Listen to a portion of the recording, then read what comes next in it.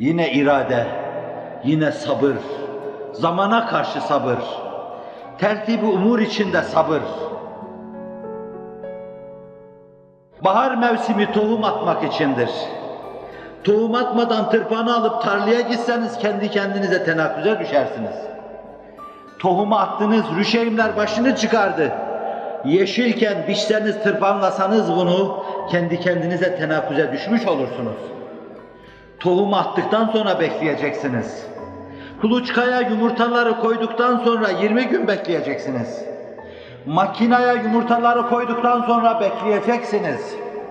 Civcivler meydana geldikten sonra yine bekleyeceksiniz. Sabırdır bu. Zamanın umurunda değil sizin dayanmanız. Fakat siz dişinizi sıkıp dayanacaksınız.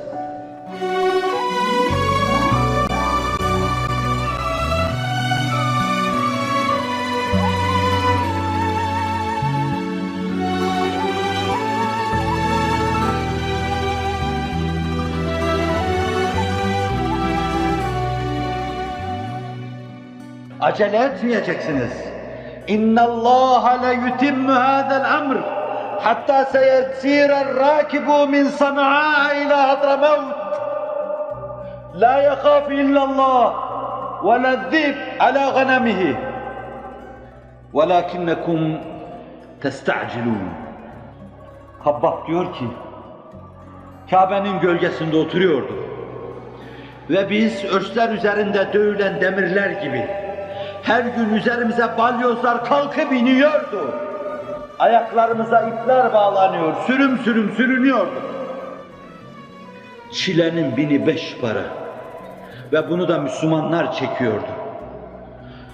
Bu esir insan, bu siyahi insan o kadar canına tak demişti ki bunu da yine Buhari Müslim naklediyor. Başına örtüsünü çekmiş Kabe'nin duvarının dibinde oturuyordu. Ya Resulallah dedim, bize dua etmez misin Allah yardım etsin? Allah'tan bizim için yardım talep etmez misin? Ela testansiruna dedim. Ela ted'una, dua etmez misin? Bize Allah'tan yardım istemez misin? Çok canı sıkıldı. Belanın 1000 katına o katlanıyordu. Zaaf göstermemizden canı sıkıldı. Döndü şöyle dedi. Siz de yani belaya maruz musunuz?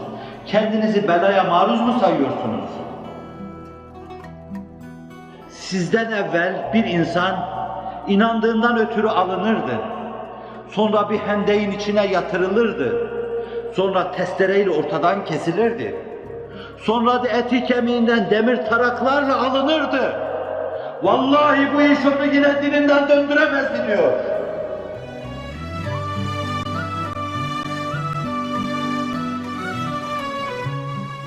Ama bir gün gelecek diyor. Allah bu işi tamamlayacaktır. Okuduğum şey benim o fezlekeydi. Allah bu işi tamamlayacaktır. Sana'dan Hadramut'a kadar devesi üzerinde hevdecinde kadın seyahat edecek, kendisine ilişilmeyecek, hiç kimse hiçbir şeyden korkmayacak. Allah'tan başka kimseden korkulmayacak. Belki çoban sadece koyunlarına karşı kurttan korkacaktır.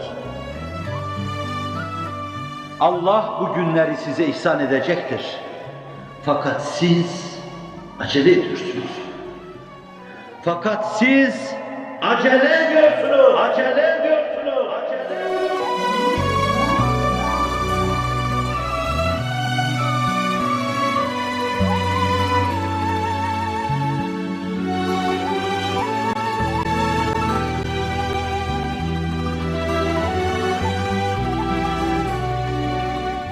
Ekinler yeşilken tırpan kullanıyorsunuz.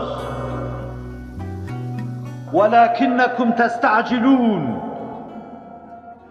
Vakti merhunu gelinceye kadar, zamanı merhunu gelinceye kadar siz size düşeni yapacak, şen-i rububiyetin gereğine karışmayacaksınız.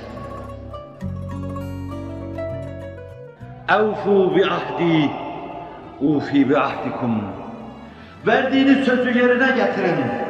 Kulluk vazifesini yapın. Ben bana düşeni yapacağım diyor Allah Celle Celaluhu. Rabbinizin vaadinde hulfedeceğini mi düşünüyorsunuz? Allah Celle Celaluhu sizi yüzüstü bırakmayacaktır.